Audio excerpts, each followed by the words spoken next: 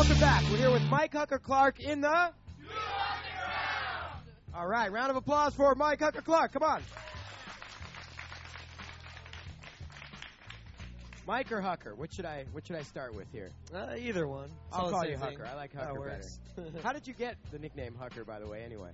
Oh, man, I used to just go to the local trails by my house, Sheep Hills, and I just sent myself and just used to fall so much, get up laughing, and just keep jumping, and everyone just started calling me Hucker. That's a really good nickname for a professional BMXer. Yeah, like, I was kind of bummed on it at first. It's like a descriptive of your riding. Yeah, Hucker. Basically, I just accepted it. Now I'm all about it. So what, growing up, Huntington Beach, California, mostly surfers, skateboarders, is there much of a BMX scene, and was there when you were growing up?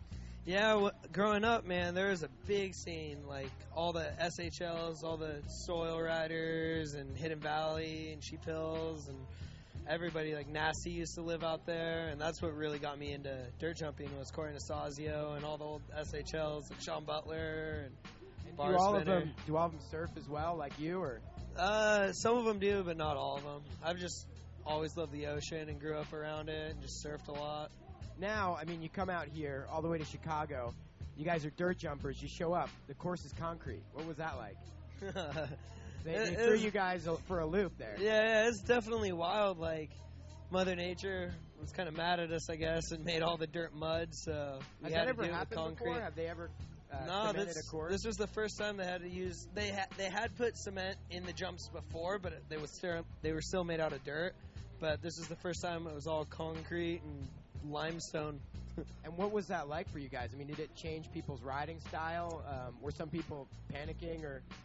Yeah. I mean, just going down on cement's got to be a lot crazier than dirt. Yeah, it's definitely no fun. And I think a lot of people held back a lot just because the risk factor was pretty high. And like I fell and I was wearing my elbow pads, and I got like a swell bone. That's with an elbow pad? Yeah, that's with an elbow pad. Wow. It's all full of water. Looks like that's an egg. Good, though. It'll go away in like a week. Recently, you just got back from Woodward. You just were on the Daily Habit not that long ago. Yeah. And you brought your little friends. Tell us a little bit about that. Yeah. You've got a zoo at your house. Yeah, I used to work at this exotic reptile store called Prehistoric Pets. And they were kind enough to let me take a whole bunch of animals, and they gave me a whole bunch Hucker of... has a pet scorpion that he handles with his hand. And I don't know about you guys, but I would not touch a scorpion. And the dude's just... they don't bite. What do you mean they don't bite? They don't bite. But what if they bite? What if it stung you? Then it's just not going to be so fun. And then what else was there? There was a huge snake wrapped around Pat Parnell's neck. What was that all about? There's probably close to a 15-foot Burmese python. Then I brought a whole bunch of albino reticulated pythons, some really rare ones. Why not just a dog, Mike? I like dogs, but I don't know. I've always liked snakes.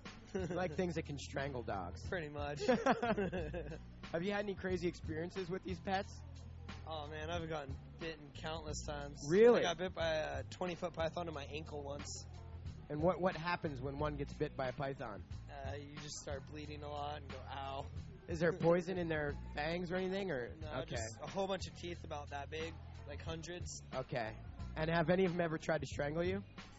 Yeah, actually.